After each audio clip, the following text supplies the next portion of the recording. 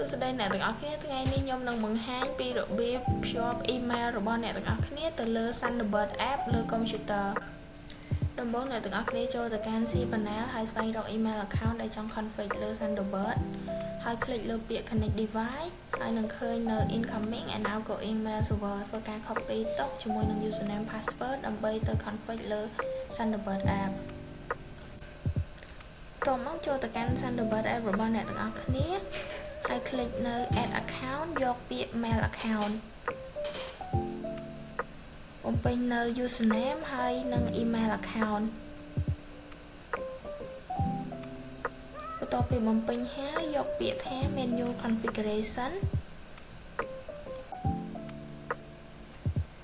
ហើយបំពេញនៅ incoming mail server ដែលបាន copy មកពី cPanel ជាមួយនឹង port secure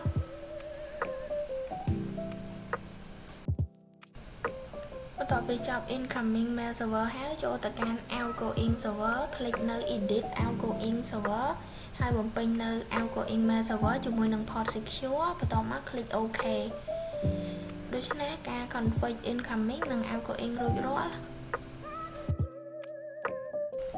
ចុងក្រោយអ្នកទាំងអស់គ្នាចូលទៅកាន់ email account ដែល config រួចហើយវានឹង pop up ឲ្យអ្នកទាំងអស់គ្នាវាយនៅ password បន្ទាប់ពីវាយ password ត្រឹមត្រូវហើយ